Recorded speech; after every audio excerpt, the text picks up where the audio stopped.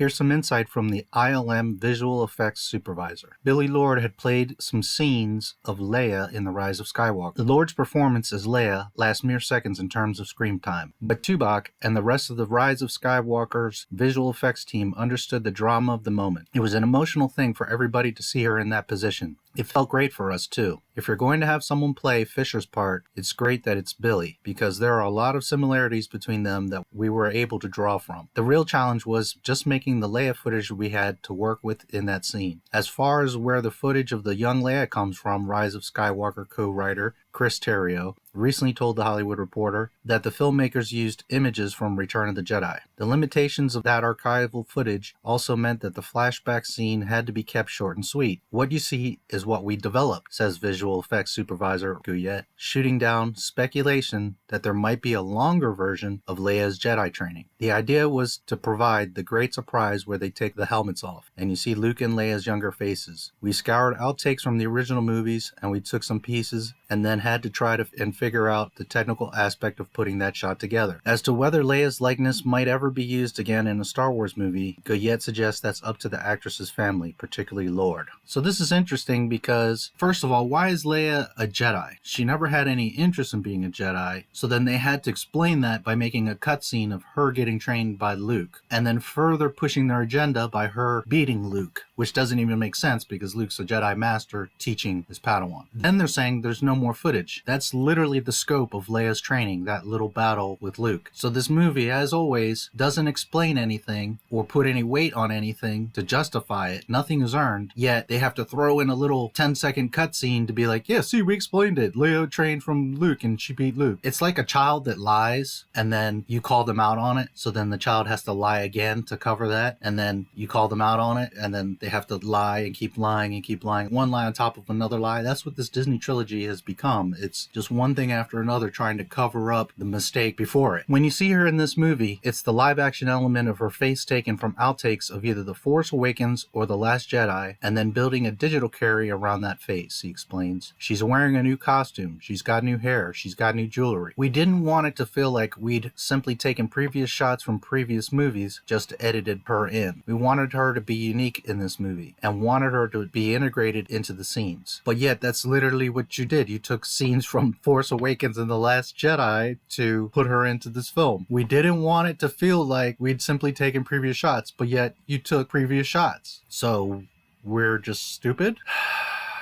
At the end of The Rise of Skywalker, the family-seeking Rey sheds her Palpatine heritage and adopts the Skywalker name as the Force ghosts of Luke and Leia look on approvingly. But why isn't Ben Solo standing next to his mom and uncle in the Jedi afterlife? That's a question that's been bugging Star Wars fans, particularly those of the Reylo persuasion. According to Guyette, the VFX team never created a Force ghost version of the former Kylo Ren that would have appeared alongside Luke and Leia in that scene. For the record, Leia's Force ghost was created with Force Awakens footage. My interpretation of it anyway is that when you see Luke and Leia there, it's about the Skywalker legacy. He remarks on Ben's absence, adding that he's enjoying the fan speculation about the choice. Guyette also suggests that an on-screen cameo by Anakin Skywalker's Force ghost was never in the cards. Instead, audiences hear Hayden Christensen's voice, along with the voices of other fallen Jedi, in the final battle between Rey and Palpatine, which was enough for Guyette. I thought that was a really fabulous moment. So, they never even explored Ben Solo because they never created a ghost for Ben Solo. It wasn't even a conversation. But yet, they wanted Rey to take the Skywalker name when the actual Skywalker was Ben Solo. So they don't even give him the respect as a ghost, being a Skywalker, yet they let Mary Sue just claim everything. Then they totally disregard Anakin Skywalker because there was never going to be a conversation about him even showing up. They didn't make a Force ghost of Anakin because he was never going to be in the movie anyways. And the guy that created this, the supervisor of the visual effects team, thinks it's a really fabulous moment. I don't understand how the people that are working on Star Wars don't understand Star Wars. Can someone please tell me in what bizarro universe we are living that the people that are working on a project don't understand the history, the magic, the story of what they're working on? Eagle-eyed Rebel viewers, including star Freddie Prinze Jr., already spotted the show's central spaceship, the Ghost. We all spotted the Ghost months ago in early trailers, but Scanlan says that the other surprise cameos are hidden throughout the sequence as well. The Fireball from Resistance is in there, and there are some other ships from the other animated series. You throw them in the giant fleet and they get lost a little bit in the mix. All the more reason to buy the movie or Blu-ray so you can do some frame-by-frame Easter egg hunting.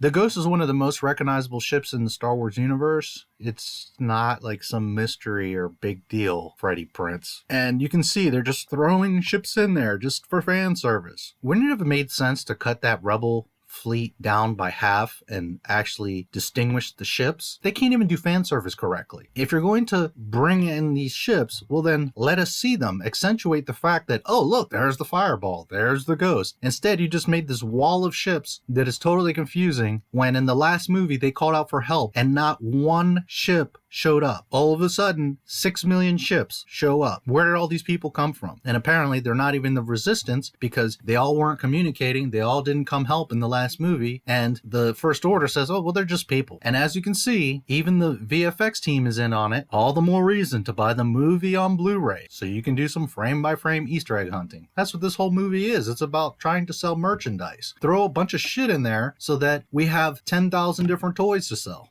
Yet, no one wants to buy any of these toys. Rise editor Marianne Brandon alluded to Palpatine material that viewers didn't see, but Scanlan downplays how extensive those scenes might have been, at least in terms of the VFX team's involvement. I don't think there's anything you haven't really seen, he tells Yahoo Entertainment. JJ would always shoot variations of the scenes. That's the natural movie-making process. But to my knowledge, there's no alternative version of Palpatine's story. We change the camera angles, we change lighting, maybe there's a dialogue variation. It's just naturally what we do. Scanlan adds that the now 75-year-old Ian McDiarmid had a grand old time revisiting his Sith roots, even if it meant spending much of the time on a rig hovering in the air. He was totally game for everything. We did some digital augmentation for some shots, but for the most part, we hung on to his performance. He's fantastic. So that answers if there's an alternate ending or other Palpatine or an explanation. No, that it literally what you saw is what it is. Palpatine's just back. You heard his lines, you saw what he does, and he gets evaporated. That's what it is. They didn't make an Anakin Force Ghost, so obviously there's not going to be a scene of the Force Ghost appearing or fighting Palpatine. So when they released this new JJ cut, rumored to be at the end of January, what's the point? It's going to have 3 extra scenes of stuff that nobody cares about, and at the end of the day, the result is the same. Palpatine wins, Palpatine is back for no reason, and Rey just takes everything. It's just a cash grab. That's all this whole movie and trilogy has become. A cash grab. There's a little update from the upside down